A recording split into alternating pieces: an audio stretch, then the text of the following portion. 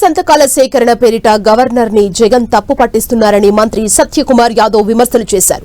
PPP విధానంలో medical కళాశాలల నిర్మాణం చేసే కాంట్రాక్టర్స్ ని జైలుకు పంపిస్తామని జగన్ బెదిరించడం సరికాదన్నారు.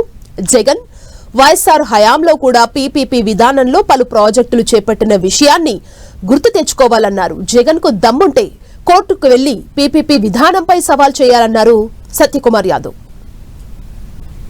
ఒక మంచి ఉద్దేశంతో ప్రభుత్వం తీసుకొచ్చిన విధానాన్ని పైన అసత్య ప్రచారం చేయడమే కాకుండా వారిని జైలుకు పంపుతా ఉండడం, మీరు జైలుకు కాదు కదా, మీకు ఇష్టమైన భాషలో మీకు తెలిసిన భాషలో చెప్పాలంటే వారి నెత్తి మీద వెంట్రుకు కూడా పీకలేరని జగన్మోహన్ రెడ్డి గారికి ఆ పార్టీ నాయకులకు నేను తెలియజేస్తున్నాను. ఎవరిని జైలుకు పంపుతారు? విధానం వీటిని సమర్థించిన హైకోర్టు న్యాయమూర్తులను పంపిస్తారా?